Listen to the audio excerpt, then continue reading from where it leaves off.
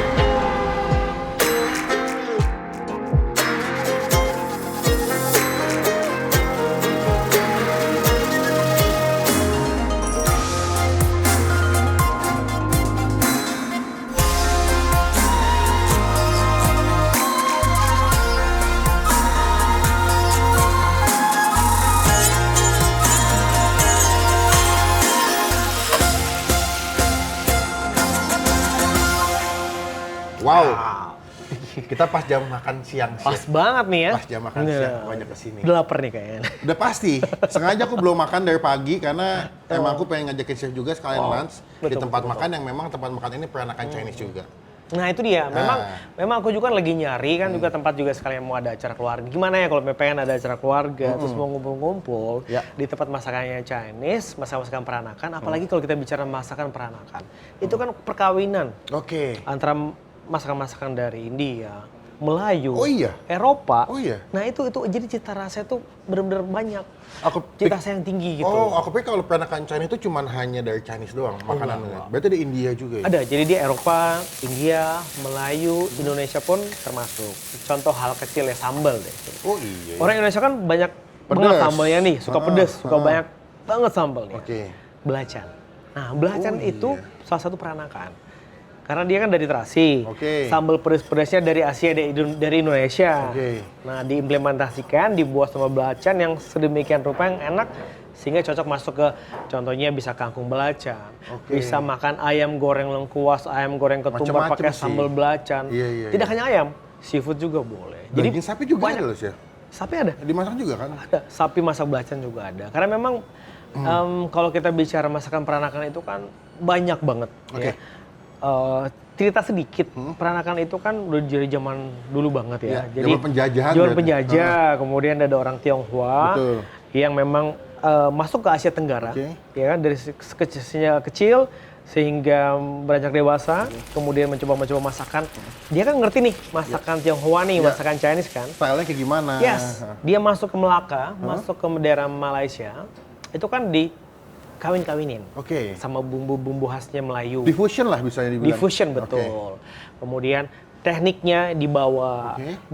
cara masaknya, tekniknya, cara masak, kemudian bumbunya dikawinin, dibikin fusion. Tiba-tiba, nah, jadilah kayak mie siam. Oke. Kayak contohnya kita bicara laksa. Laksa. Banyak hal kalau masakan-masakan peranakan itu kalau kita mau bicara, mungkin bukunya tebel kali. Bahkan kalau laksa aja ada laksa khas Singapura. Iya, Di iya. Indonesia punya laksa. Laksa Yes. Bogor, ada laksa khas Tangerang. Tangerang juga ada. Ada kan? Betul, betul, Untuk skala betul. Indonesia aja laksa banyak jenis ya, Chef? Betul, banyak banget. Kalau kita contohnya perbandingan laksa Singapura, laksa Melayu sama yang di Indonesia. Bedanya cuma lebih ke rempah-rempah aja. Oke. Hampir mirip, Topping? tapi Indonesia lebih medok. Oh, lebih Karena kan medok. Indonesia kayak akan rempah-rempah juga Ya, ya, betul. jadi lebih medok rasanya. Toppingnya juga beda-beda. Ada yang pakai telur, ada yang enggak. Ada yang pakai ebi di atasnya, ada yang Oke. pakai sambal. kerupuk udah pasti ya kerupuk Oncom, ya. so kalau di situ Ada yang pakai oncom, pakai kacang, pakai sambal teri. Kayak apa lagi ya? Banyak banget. Pakai sayuran juga. Iya. Jadi laksa itu kan dari mie-nya itu mie beras. Jadi mie beras soun ya, yang dimasak pakai santan. Ada juga beberapa yang nggak pakai santan. Oh gitu. Contohnya kalau kita ada yang pakai susu. Nah, aku tadi mau bilang tuh, jadi kayak soto Betawi bentuknya konsepnya. Iya, pernah ke kalau Palembang nih. Melayu kan Palembang ada mie celor kan. Betul, yang kental banget kuahnya. Yes. Tapi mie-nya gede. Kalau laksa kan dia kayak bihun kan. Tipis-tipis dia. Dia kayak kalau bisa dibilang kayak mie Hokkien. Kayak mie Hokkien kan, Chef? Enggak, dia lebih gede. Oh, lebih gede. Kalau kayak kita pernah makan mie itu mie Aceh. Mie Aceh pernah. Nah, mie kan agak gede. Nah, itu mirip mie Aceh yang agak gede, kuahnya pakai susu. Tapi ada beberapa juga yang suka pakai santan. Aku pernah Tapi kalau aku lebih suka pakai santan coba. Santan. Karena lebih rich, lebih creamy kalau buat aku ya. Tapi ya kembali lagi sih, ada beberapa orang yang nggak suka makan santan, menghindar dari mungkin over kolesterol, betul. menghindar dari rasa santan yang mungkin nggak suka, itu diganti pakai krim atau bisa diganti pakai susu. Berarti depends yang mau kebutuhan yang mana ya? Iya, betul. Pertanyaanku adalah kalau misalkan kita bicarakan kalau peranakan Chinese ya, itu termasuk dengan Chinese food kah atau Hakka style? Kayak gitu tuh sama nggak sih? Stylenya beda-beda. Jadi setiap kayak Hong Kong style atau Chinese style kan di China kan itu beda-beda. Daerah beda-beda metode masaknya. Oke. Ya kan? Bumbunya juga ada beberapa yang similar, ada juga beberapa yang totally different. Nah, kita bicara dari bumbu deh. Kalau masakan Chinese itu kan dia aromatik. Dia menggunakan aroma, kemudian dia wangi. Rempah-rempahnya juga, sama dicampur dengan metode masaknya. Paling sering kan kita temui kalau Chinese nih. Bawang putih biasanya. Iya, padu pasti garlic. Nah, dia tumis, saute. Metode tumis paling banyak. Kemudian apa lagi? Metode panggang. Kayak packing gitu kan contohnya. Terus kemudian ada metode kukus-kukus. Dimsum, segala macam dimsum kan kukus-kukus semua. Bakpao. Yes, bakpao dimsum. Mantau segala macam ya. Iya, dia kan kukus semua kan. Dan rebus. Hotpot. Claypot semua bukan. Hotpot lebih ke hotpot. Hotpot itu jadi ada unsur masakan Chinese itu di banyak metodenya kalau kita pelajari itu ada. Mereka masukin unsur yin and yang-nya. Oh iya. Keseimbangannya. Sedalam itu ya, Chef? Yes. Kemudian ada unsur doanya. Oh, kenapa unsur doanya? Contoh tadi yang saya bilang hotpot. Menarik, aku nggak tahu soalnya nggak pernah sejauh ini. Contoh hotpot kan. Hotpot Isinya apa aja sih? Banyak macam isinya. Ya kan? Hotpot kan. Ada bakso, tofu, ada seafood, ada sayuran, bisa mereka pakai noodles, banyak banget yang di sini. Itu adalah makna yang tersirat adalah doa untuk kemakmuran. Gitu. Jadi kenapa berbagai macam-macam bahan yang tumbuh di dalam alam ini, alam semesta digunakan di dalam satu hotpot karena untuk simbol-simbol kemakmuran, kesehatan. Yes.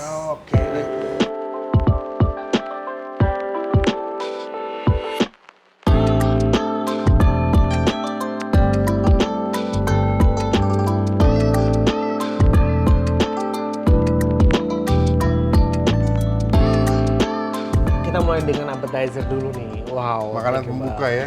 Makanan pembuka, yes. Tapi kalau makan pembuka emang mesti ada yang asam-asam ya, Chef, biasanya? Buat mancing lidah nggak sih? Identik asam sama dia pokoknya nggak boleh terlalu sweet, nggak boleh terlalu manis.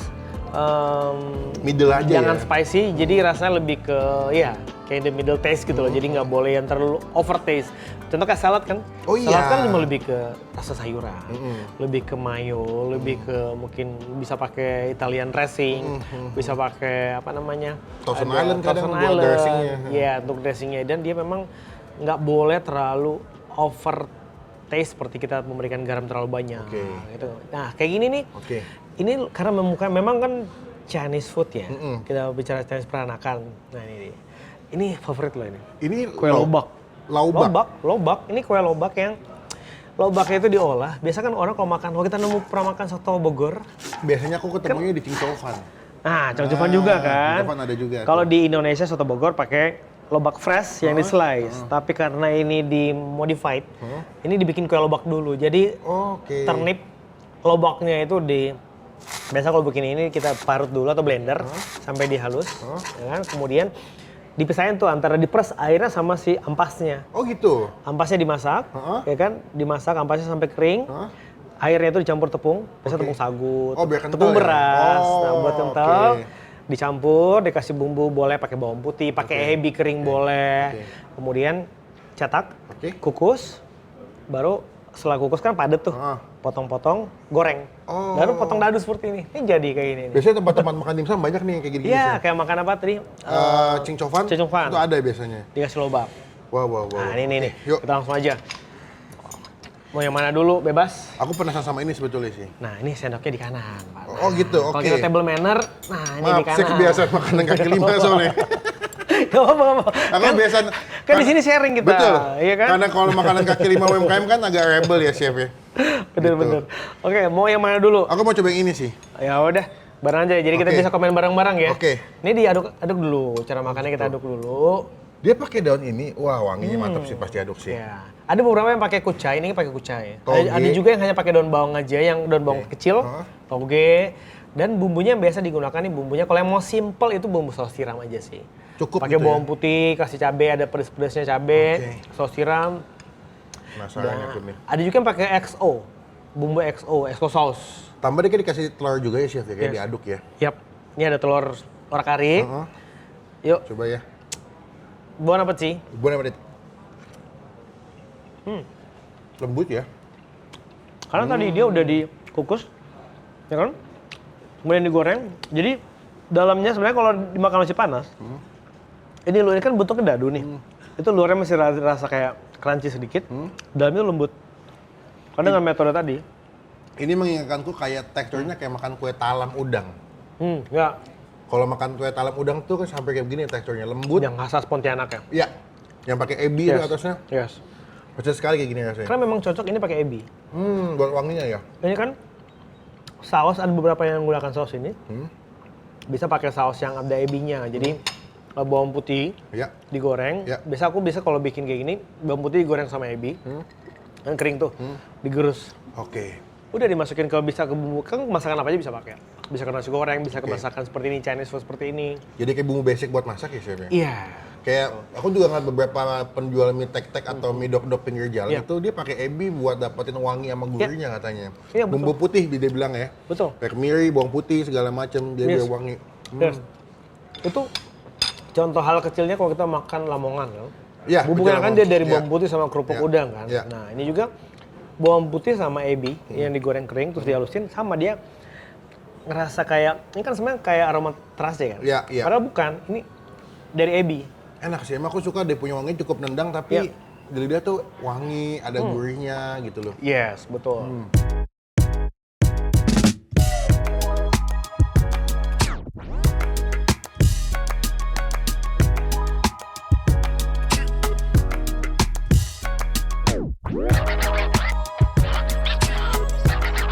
Wow. Ini wanginya luar biasa ini nih. Perfect main course ya. Iya. Masih hangat, bahkan masih panas semuanya. Ini masih ada saus yang keluar. Nah, kita ngulik dari ini dulu. Ini yang chef recommend di restoran ini. Ini bubur kodok saus hitam. Oh wow. Jadi dia dipisah ternyata. Jadi di pikiran saya adalah bubur yang dimasak ada kodoknya. Di dalamnya ya. Di dalamnya. Biasanya kalau kita makan bubur ikan kan ada ikannya. Ya. Bubur scallop ada scallopnya, bubur ayam ada ayamnya. Bubur kodok ada kodoknya, ternyata beda. Oh gitu. It's differently. Jadi dia ternyata buburnya terpisah. Ini bubur putih biasa. Ini kodoknya.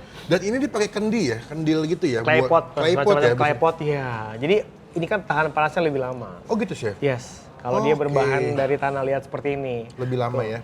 Ini kita coba, ini dia. Penasaran sih aku nih. Ini kalau buburnya pengen intip dikit sih dalamnya tuh, bener kan? Dia bubur polos aja ya. Polos. Ada daun bawang seasoning buat atasnya. Dia pakai topping daun bawang. Nah ini dia nih. Sendok, ini aja deh. Tuh. Iya ini. Tuh. Tuh dia. Oh kodoknya ini karena udah dimasak, jadi dia udah nggak utuh ya. Iya. Nah, tuh jadi dia udah terpisah-terpisah, kakinya terpisah, badannya terpisah. Langsung aja yuk. Yuk, chef duluan deh. Ini dimasak saus apa ya, chef ya? Ini saus hitam. Saus hitam? Ya, saus hitam itu dari dark soy sauce. Oh, I see. Nah, jadi cara makannya itu buburnya diambil dulu buburnya seperti ini. Nih. Oke, thank you. Tuh. Kan? Jadi buburnya diambil, ditaruh di mangkok, kemudian... Wah, teksturnya cukup padat juga ya buburnya. Jadi kalau paling suka makan kodok bagian apa? Paha kalau aku. Iya, rata-rata orang sih bagian paha. Karena lebih juicy, lebih fatty juga. Dagingnya juga lebih gede kan. Betul. Ini paha nih kan, itu ambil paha tuh. Wow. Oke. Jadi caranya bubur kita campur sama kodok sama sausnya juga. Silakan. Oh, dia ada rawit-rawitnya, itu ada potongan jahenya. Kemudian daun bawang, dan ini tuh hitam banget, mungkin hitam pekat ya, karena dia pakai soya sauce yang dark. Nah, kita ambil sausnya dulu ya, chef. Penasaran pengen coba ininya sih, pengen coba saus hitamnya juga dulu ya. Kotim paha nih. Tuh, aromanya, ini aromatik banget ya. Coba ya, aku belum nih. Jahe. Dari awal dibuka sama Mbak sih, jahenya lumayan nendang sih, chef. Yuk. Enak ya. Unik ya. Jadi memang dicampur dulu gini. Ya, diaduk jadi satu. Berarti kalau makan bubur ini harus tim diaduk. Tim diaduk. Tapi chef, tim diaduk bukan? Yes. Tim diaduk juga. Ya gimana kalau nggak diaduk kan berarti cita rasanya beda-beda dong. Nggak ngeblend juga soalnya. Nggak ngeblend, bener. Enak ya. Jahenya aku suka sih. Dia sausnya wangi jahenya. Ya, dia memang strong sama jahe. Untuk meminimalisir ada beberapa orang yang nggak suka aroma dari kodok ini. Karena kan kodok ini kan kalau kita bicara kodok macam-macam masakan. Di Indonesia aja kan ada yang goreng tepung, suike, goreng tepung, mentega, saus padang, saus siram, apalagi itu, macam-macam. Tapi kali ini dicampur di bubur loh. Kondimen main buburnya pakai kodok. Wow. Memang tuh ya rasa kodok ini tuh perpaduan, rasanya tuh kayak ayam. Tapi kecil-kecil tapi ya? soft. Soft, iya. Kayak makan ini, chicken wing. Iya, betul. Bagian sayap. Betul. Wow, sensasi pedasnya itu dari ada rawitnya. Pas kegigit ya, meletus aja. Dan dia gila pedes. Ini ada ranjau ya ternyata. Tapi chef lumayan emang punya toleransi tinggi dengan pedes nggak? Harusnya, karena pedesnya. Kan orang Manado kan. Oh gitu. Harusnya suka pedas, cuman nggak tahu deh lagi ngurangin pedes. Ini pedes loh. Tapi karena sensasinya itu, cita rasanya itu ada manis, gurih, pedes, aromatik dari jahe, jadiin satu. Kayaknya cocok banget ya. Aku suka tuh after taste-nya pas di tenggorokan tuh ada anget-anget chef dari jahenya. Yes. Ada anget-anget. Enak sih. Tapi chef pernah bikin kodok nggak? Entah di rumah buat konsumsi pribadi? Pernah. Paling sering dimasak apa chef? Oh kalau ada cerita kodok juga nih. Kodok dulu sempat nangkap kodok. Ini nangkap dari alamnya langsung nih maksudnya? Iya. Oke. Jadi gara-gara lihat kodok, benda kodok, jadi inget zamannya di daerah lah, di rumah dulu di Manado. Nangkap, jadi kan di belakang rumah kan ada beberapa empang ya? Empang. Nah, kodok ini kan kalau nggak di pinggir-pinggir empang atau di sawah. Iya. Tadi ini di depan aku juga ada, aku pikir ini salmon skin. Mohon maaf sekali. Ih. Sama. Mohon maaf sekali. Sama tuh. Sama banget. Kelihatannya kayak salmon skin, padahal ini bukan salmon skin. Apa tadi? Kulit kodok. Kulit kodok, men. Gila. Pernah nyobain nggak chef tapi? Belum, ini. Kan? Wah, gede banget lagi. Cara yang kecil. Aduh, gede juga. Itu kecil chef, itu kecil. Nah, enggak, ini kecil nih. Aku yang gede deh. Kayak kita kan biasa kalau nyobain kan biasa kayak wine juga kan, harus ada seeing, sniffing, baru tasting kan, sama. Jadi mencium itu bukan berarti, ada beberapa orang yang kayak nggak boleh dicium. Iya. Aku malah mesti dicium malah kalau makan. Iya, karena kita nikmati. Kita diciptakan oleh Tuhan kan punya segala macam indera rasa, indera pencium, jadi gunakan lah. Betul. Bukan tidak menghargai, kecuali cara menciumnya mungkin kayak dus-dus. Nah itu nggak bagus. Tapi kalau cuma kayak ini, nah itu oke. Aku pernah ngobrol sama temanku juga, katanya dia sekolah masak gitu. Kalau makan itu yang kepake semua indera. Pendengaran pakai ada crunchy, indah perasa, penciuman, penglihatan itu semua lihat. Makanya kalau kita makan, kalau kita merem itu nggak semaksimal kita kelihatan makanannya. Betul, kayak kita ASMR apa tuh? Ya, audio yang bunyi krenyes gitu. Dapat semua kan? Betul. Ya. Ini oke ya. Aku lebih ke sama sajis dengan bentuk kodoknya. Coba. Ini pertama kali nih. Aduh, oke. Coba deh. Garing, gurih, asin-asin. Ya, ini aku rasa ya. Enak. Kalau ada teman kita bilang ini salmon skin, kayak percaya deh. Karena nggak ada tekstur yang aneh atau wangi yang aneh ketika kita makan buat aku. Enggak kok. Ini lagi ngedalamin rasa. Takutnya ada amis apa, rasa yang aneh. Enggak loh. Ya. Enak. Enak. Ini kedua kali loh. Tadi pertama kan, ini kedua. Berarti cocok ya? Itu cocok. Oke ya ternyata ya. Kulitnya, iya bener, jadi nggak waste. Nggak kebuang. Nggak kebuang. Betul. Bubur kodok kan bahan utama adalah si bubur kodoknya. Iya. Gimana caranya dipikirin agar semua kepake. Dan brilian sih. Kulit ya? Aku nggak kepikiran kulit kodok bisa dimakan loh.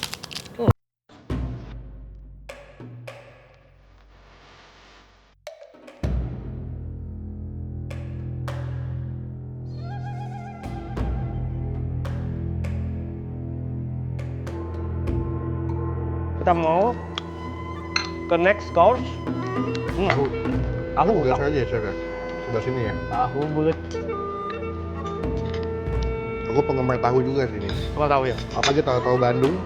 Oh, tahu susu. Tahu Lembang. Tahu kan? Lembang aku suka banget. Nah, ini tadi sempat nanya sama chefnya.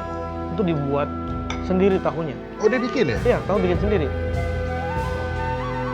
Kita cobain ya. Boleh. Oh iya. Ini dia pakai jamur shimeji. Ada bawang putihnya juga. Bawang putih, ya. Karena kalau Chinese food itu kunci utama tuh. Identik Garlic, ya? bawang putih. Senjata utamanya dia. Justru bawang merah kan jarang kita nemuin bawang merah di Chinese food, jarang. Coba ya, Chef ya. Ya. Ini kita cobainnya juga sausnya. Oke. Wah, mantap sih. Ini kuahnya aku suka sih, kental-kental gitu. Kental ya.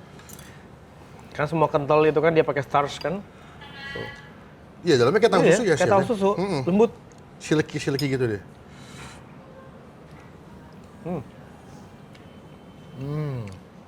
Tapi lebih lembut dari tahu susu sih. Sampai ke tofu nih kalau aku bilang.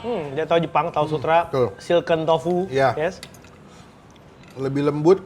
Ya. Karena kalau tahu Bandung kan masih ada sedikit perlawanan di lidah ya. Terus nggak asam sama sekali. Karena kan beberapa tahu lokal tuh ada yang asam-asam kan biasanya. Itu dari biasa kalau asam itu salah fermentasi. Fermentasinya belum perfect. Oh iya. Sehingga dia muncul asid kan. Makanya ada beberapa tuang tahu yang asam tapi ada yang enggak juga kan, Chef? Iya. Oke. Iya sih, dia lebih lembut dari apa? Tahu susu ya. Iya.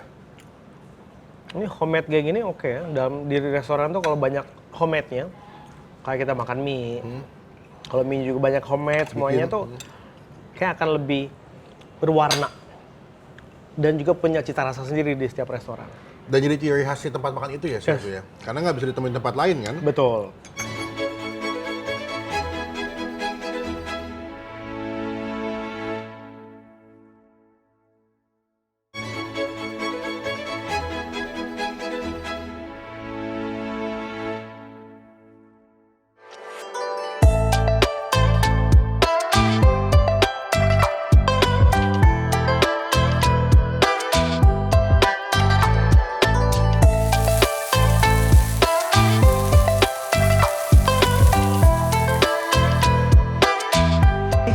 Udah ke berapa course? Ini udah ke, pokoknya udah ronde ketiga deh pokoknya. Ronde ketiga ya? Ronde ketiga. Karena dia kalau kita ngitung appetizer sekali, main course 2 kali. Iya. Nanti masih ada lagi ya. Oh iya, ada lagi. Aduh, banyak juga ya. Tapi so far so good makanannya, Chef ya? Iya, oke. Makanannya enak-enak ya? Dari appetizer sampai yang tadi kita coba, ini kan belum. Dari tadi kita coba sih, oke. Oke ya? Tasteful, kemudian punya cita rasa peranakan yang memang dapat rasanya. Oke. Dicocokin sama lidah orang Indonesia juga pas. Betul. Ya?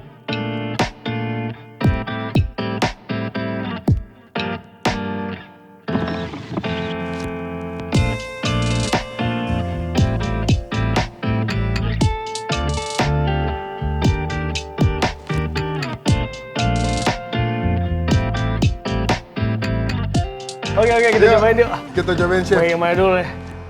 Ini deh. Boleh deh, ini ayam ketumbar. In the middle, ini ayam ketumbar. Oh, jadi potongan nggak terlalu besar, tapi ini campur-campur ya, ada bagian dada, ada paha, kemudian ini. Favorit dada, yang dada deh.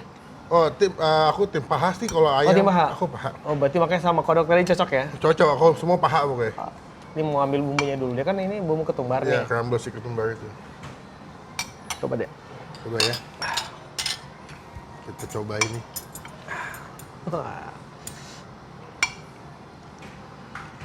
Wangi sih ini, dia punya ketumbarnya wangi sih. Ini aroma dari ketumbar tuh strong banget ya. Oke. Tetap dia pakai serai, itu ada kelihatan kayak rambut-rambut. Iya. Itu serai. Ini aku bisa bayangin makan pakai nasi dong, udah enak nih bumbunya biasanya. Kan ini rasa nasi panas, karena ini ada sambalnya nih. Oh iya. Jadi kalau ada nasi panas, cocol pakai sambal, ayam, Diauk sama uduk-uduk gitu ya. Enak. Ini rasa ayamnya dulu. Biasa kan kita kalau makan coba yang original ya. Iya. Oke. Nggak sekering yang kita bayangkan ya. Bumbunya meresap sampai ke dalam. Yang ungkepnya ini lama. Dan dia nggak keras sampai ke dalam. Misalnya bagian luarnya aja yang garing, dalamnya masih tetap lembut. Wow.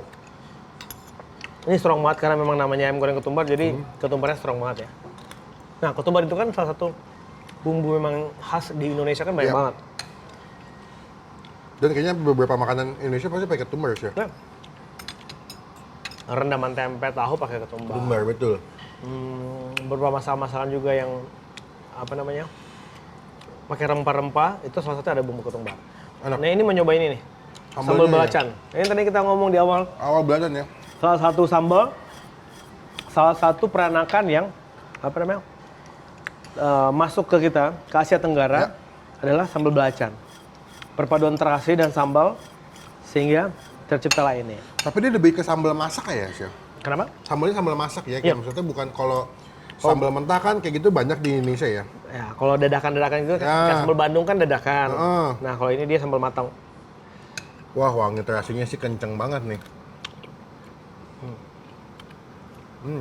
Tadi kasih gula, jadi Ya nggak begitu pedas. pedas, ada manisnya di aftertaste-nya. Enak.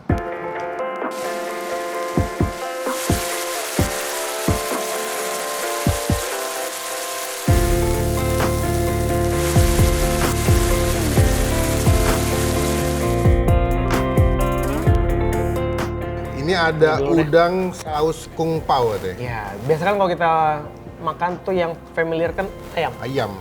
Ayam kung pao, chicken kung pao, tapi kali ini udang. Nah, ini coba ini. Ini kita mau coba udang kung pao. Pertama kali pao, yes, kung pao kan sausnya itu ada saus tiram. Tapi kalau ini dia dark banget. Dia ini pakai dark soy sauce juga. Kemudian ada kacang mede. Tadi nemu nggak kacang medenya? Kacang mede aku dapat. Kacang mede, bawang bombay, paprika. Nah. Tapi kalau kung pao memang wajib pakai kacang mede ya, Chef? Wajib. Oh, wajib. Wajib pakai syaratnya masih ada kacang mede. Kacang mede dan juga ada cabai kering. Oh, ini kan ada cabai keringnya. Jadi dia pedas-pedas.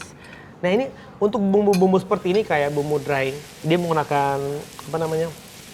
Yang kecap hitam pekat atau soy sauce. Kan ada tuh yang soy sauce yang pekat banget. Yang lebih gelap ya. Ini kan rasanya tuh strong banget ya. Ya. Ada rasa gurihnya strong. Kemudian rasa manisnya. Nah, harus diseimbangkan sama spicy. Maka tadi ada aroma dari paprika sama ada cabai kering. Wangi jahe juga nih ya.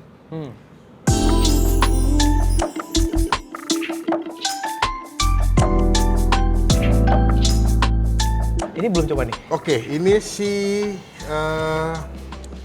Kailan tumis cas sapi. Kailan cas sapi. Tender ya, kayak kalau ditekan-tekan tuh tender banget ya. Jadi tipis-tipis ya motongnya. Beefnya, iya. Karena dia nyari tendernya, tapi nggak boleh terlalu kering juga. Nah itu, masakan itu serba kompleks ya. Masih ya, nggak boleh undercook, nggak boleh overcook. Ya kan? Ya. Untuk daging, beberapa penggunaan daging, seafood, nggak boleh terlalu keras, nggak boleh terlalu lembek. Ya, timing of cooking memang harus diperhatikan baik-baik. Dari metode, bumbu yang digunakan, coba ya. Bahan fresh dari bahannya. Yuk. Coba ya. Yuk. Bener kan, tender banget kan? Si beef, karena kelihatan dari megangnya udah tender. Iya. Dia pakai bagian apa ya nih? Empuk banget. Tapi masih ada juicy-nya ya. Kalau ini khas dalam. Khas dalam ya. Enak ya? Dipadukan sama kailan. Masih garing banget sayurnya. Masih crunchy.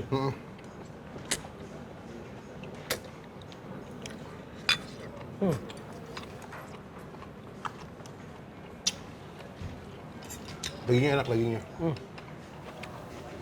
Ini kalau dibikin lada hitam juga pas dagingnya. Iya, bisa. Lumayan ya. Kita nyoba dikit-dikit makan dikit. Chef. Nah, kita udah cobain semuanya, Chef. Tapi ada satu hal yang mau aku kasih. Oh, ada lagi makanannya? Enggak, bukan. Oh, keren makanan. Sorry. Ada satu hal yang mau aku sampaikan ke Chef. Ini mungkin berhubungan dengan Chef. Surprise buat Chef. Apaan tuh? Silakan dibuka. Berhubungan sama saya. Chef Willy, silakan. Oh, kalau ditebak-tebak ini pasti pisau nih. Bukan. Ini bumbu masak. Oh, ini endorse ya pasti. Bukan. Ini kayaknya lebih ke topi chef kali ya ini. Oh, jangan-jangan ini skincare. Waduh. Wah, kan chef juga di dapur kan butuh skincare kan? Betul. Tuh, ada chef Juna tuh. Dia suka pakai. Kalau pulang masih pakai masker ya? Iya kan, soalnya kan panas kan? Panas. Enggak, kan biasa kalau kita di luar kan ada matahari. Kita pakai ini apa? Sunblock. Nah, ini harus kitchen block nih. Nanti kita bikin lah ya. Ada kitchen block khusus buat pekerja-pekerja yang di kitchen ya, chef. Silakan diambil. Silakan diambil. Ini kayak kuis-kuis gitu nggak sih? Kayak, enggak. Ini nggak ada sifat ngeprank kok. Ada dingin-dinginnya, oh dessert nih. Bukan. Dingin. Bukan. Duren. Enggak juga. Es krim. Bukan. Nah, tahu apa tuh? Ini ikan tuna ya? Ikan teri. Ikan bandeng. Ikan tuna. Oh, tuna. Ada apa nih? Aku boleh chef ceritain ada apa ikan tuna dengan kehidupan chef sampai detik ini? Oke. Tuna ini bisa dibikin sashimi. Tahu aku, chef. Aku tahu. Bisa dibikin tuna steak. Oke. Jadi cerita tentang tuna memang tahun 2017. Oke. Itu kita bertiga sih. Kita bertiga bikin usaha tuna. Oh iya. Jadi bikin usaha tuna yang tadinya nih saya suka banget kan, orang Manado kan suka banget sama ikan. Ikan. Ya kan? Ikan. Nah, saya tuh punya program TV yang keliling Indonesia. Okay. Jadi cerita sedikit awal mulai ya. Oke. Punya program TV yang keliling Indonesia. Oke. Yang dimana setiap kota kita datengin, setiap daerah kita datengin, kita itu cari tokoh-tokoh masyarakat. Oke. Aku sendiri ya interview tokoh-tokoh masyarakat tersebut, nanya tentang budaya dan juga kuliner daerah. Oke. Contoh kayak di Padang ada rendang. Oke. Kita ngulik asal gudeg misalkan. Iya, Jogja ada gudeg, apalagi tuh banyak daerah-daerah Papeda di Maluku ada. Wow, ini apa Mbak? Ini apa Mbak? Ambarella. Oh, ini yang Ambarella. Oh, bukan Ambarita? Bukan, itu polisi kalau itu. Oh, itu polisi. Saya pikir tadi salah nulis di menu. Saya pikir Umbrella, ternyata Ambarella. Ambarella.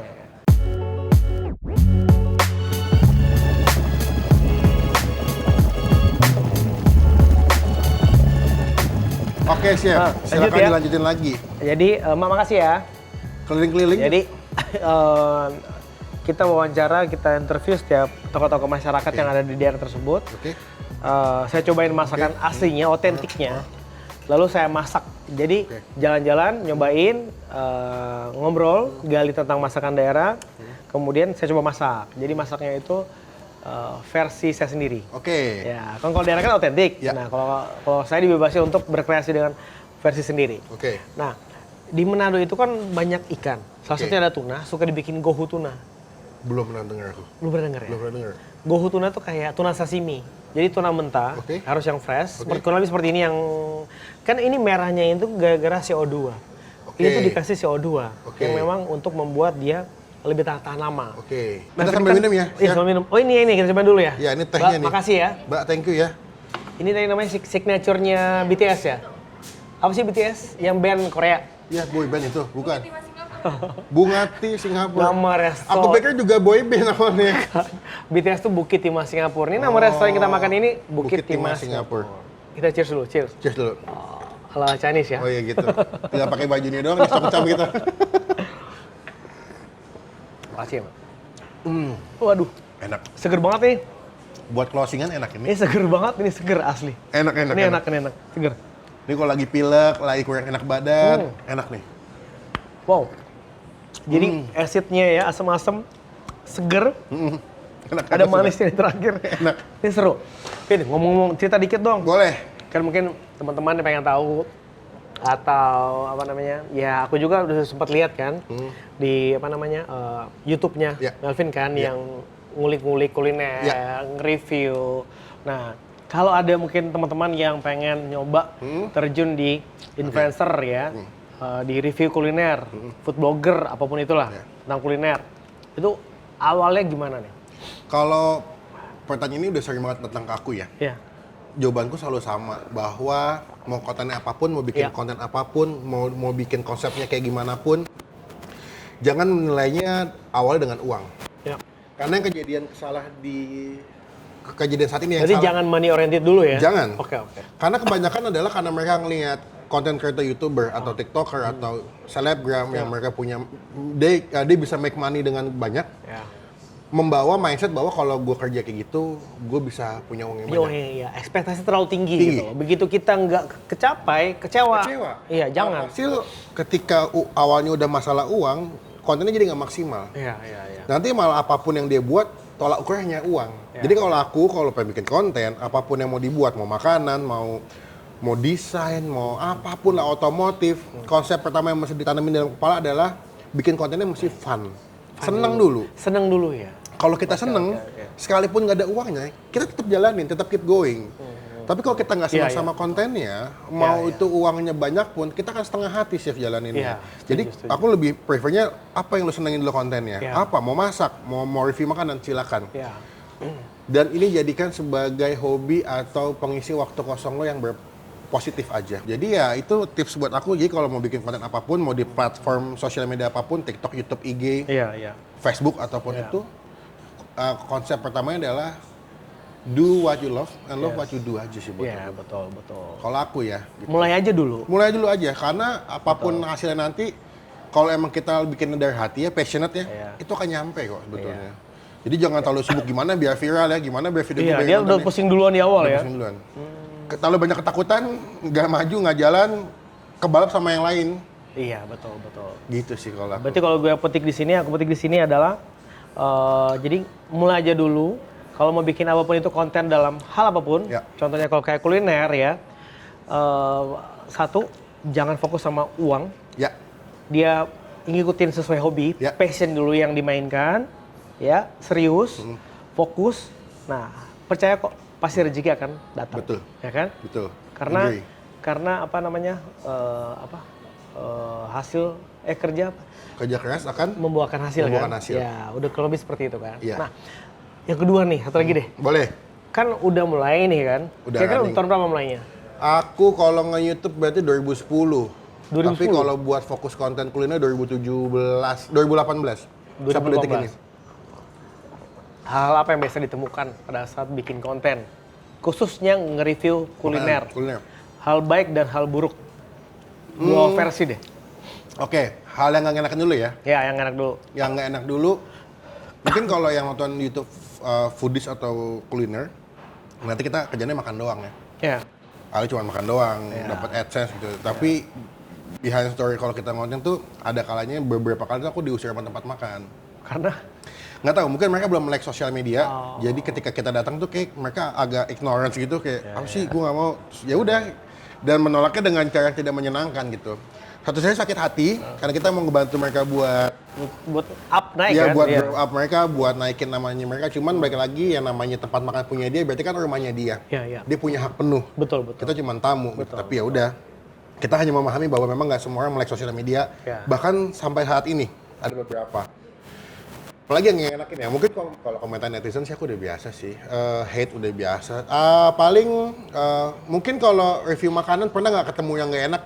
Biasanya aku nggak post. Oh, bener-bener ketemu nggak enak? Pernah nggak enak, aku nggak post. Tapi selalu honestly review nggak sih? Honest review. Kayak, oh ini rasanya kurang ini. Honest review tapi bukan menjatuhkan. Iya. Gitu, beda nih. Karena ada beberapa banyak konten kreator sekarang yang membawa kalimat honest review, tapi tujuannya untuk menjatuhkan. Gitu. Aku lebih memilih Hanas review tapi untuk mengkoreksi makanannya. Koreksi ya. Bukan menjatuhkan usaha satu pihak. Ya. Karena kalau dulu aku sempat pakai konsep yang wah straight to the point banget. Iya, iya. Tapi aku mulai sadar bahwa ketika kita terlalu jujur ngomong sadis, pedes banget, ingatlah di tempat makan itu ada pegawai yang kerja yang punya anak. Ya. Dia masih bayar listrik, masih bayar. Mereka berharap di situ. Hidup di situ. Kalau kita terlalu jahat, reviewnya jadi jelek, sepi, itu tempat makan tutup, ya ini anak-anaknya makan pakai apa? Ya, berdampak. Jadi jadi nggak wise punya sosial media di saat itu. Ya. Kita nanti bisa dikatain seperti kayak, wah nih mutusin rezeki orang nih. Memang, ya kan? Bisa kayak gitu. Pasti kayak gitu. Akan lebih enak gitu loh. Kita ngasih kejujuran, kita ngasih sebelum kita post, sebelum kita ke halayak umum, ya kan? Ke publish semuanya, ya kita ngasih koreksi ke penjual. Betul. Karena itu alangkah baiknya, karena mereka juga akan mereka juga bisa koreksi kan. Dari mungkin tadinya kurang bagus penampilannya, rasanya juga kurang enak, ataupun kadang harga. Kan harga juga suka, kok saya makan di kaki lima, kok saya makan di tempatnya seperti ini, tapi kok pricey ya. Nah itu banyak hal yang kita bisa kasih masukan, yang tadi udah saya sebutkan kan. Jadi ya memang sebagai content creator itu nggak mudah. Saya juga melihat, saya juga sebagai review kuliner di acara TV, di apapun itu, memang ada nggak enaknya kita kadang kasih kejujuran itu loh. Apa harapan chef buat masakan peranakan Chinese di masa depan terlebih untuk di Indonesia? Ya. Kalau tadi kan nanya harapan. Kalau aku sih pengen ya masakan peranakan ini kan udah lumayan lama ada masuk ke Indonesia juga dengan dibawanya budaya-budaya Melayu. Betul. Melayu dulu baru implementasikan dari India, Eropa. Akan kawin gitu loh, masuk ke sini. Nah, pengennya itu ke depannya kayak masakan peranakan ini bisa masuk ke setiap provinsi. Oh, oke. Yang ada di Indonesia? Paham kan? Ini ada di Indonesia. Kalau Sumatera jangan ditanya. Karena Sumatera budaya Melayunya sangat kental banget, sangat kuat. Pontianak juga udah kuat. Iya, Pontianak. Nah, masuk ke daerah Jawa. Masuk ke daerah Jawa kan makanan-makanan khas Betawi ya, Betawi. Contoh, dodol Betawinya ada unsur versi Chinese-nya. Kemudian dari soto Betawi ya kan. Udah dipakai contoh sambalnya bisa pakai ada mungkin sambal belacannya contohnya ya kan. Soto Betawi nanti ada pakai mie ya kan. Yang kayak mie yang Singapura gitu kan. Laksa. Ada mungkin pakai laksa, terus masuk ke daerah Jawa, mana lagi daerah Bandung, daerah Sunda, daerah Jogja, masuk ke Sulawesi juga. Sulawesinya contoh ada beberapa makanan-makanan daerah yang bisa masakan peranakan itu masuk di mix, di fusion, sehingga tercipta cita rasa yang baru. Kan makanan ini kan beranak pinak kan, tapi basicnya udah ada dari zaman dulu, ya kan?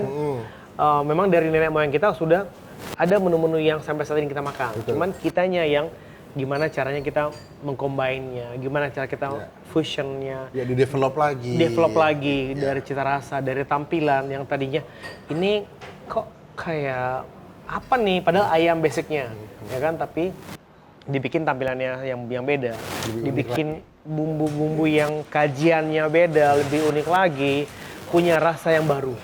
Kan orang-orang kan sekarang kalau kita buka kuliner, itu kan orang tuh pengen tahu kan tinggi kan, pengen coba, pengen coba dong rasa. Keponya tinggi ya? Iya, keponya tinggi, pengen coba apalagi rasa yang unik, rasa yang baru. Itu pertama pasti komennya mungkin sedikit negatif. Ini apa sih rasanya nih kok begini sih ya? Tapi begitu lama-kelamaan tuh orang akan sadar, oh ternyata nih rasa yang unik, rasa yang baru masuk ke cita rasa kita sehingga bisa kita kembangkan. Nah, itu yang saya sih pengen ke depannya untuk peranakan masakan ini kan, masakan peranakan ini kan bisa dibilang masakan nyonya. Kenapa masakan nyonya? Yaitu peranakan Chinese, masakan Tionghoa gitu kan, yang masuk ke kita, yang membuat itu kan awalnya ibu-ibu nih, ya kan, seorang perempuan Tionghoa gitu kan, makanya dia makan dengan masakan nyonya. Nah, itu nanti bisa ada masakan nyonya daerah Sulawesi, Papua, Bandung, tiba-tiba masakan Bandung, Sunda ada lencak gitu kan. Laksa pakai lencak. Waduh. Gitu kan. Bisa. Apa tempe yang difermentasi? Yang tadi itu sebut tempe yang difermentasi. Oh, tahu maksudnya bukan? Tempe. Peyem. Gitu kan. Contohnya maksudnya ada beberapa perkawinan masakan-masakan yang kita punya yang memang favorit, yang legend, kemudian dikolaborasi sehingga terciptalah banyak masakan-masakan baru, variasi menu-menu yang ada di Nusantara, di Indonesia makin banyak, makin luas, dan dunia pun bisa wow. Indonesia tuh punya banyak kuliner, semakin kaya kulinernya ya, dan juga itu bisa mancanegara. Nah itu top. Kita aja dulu deh, Chef. Oke, keren. Penjelasannya luar biasa. Wow.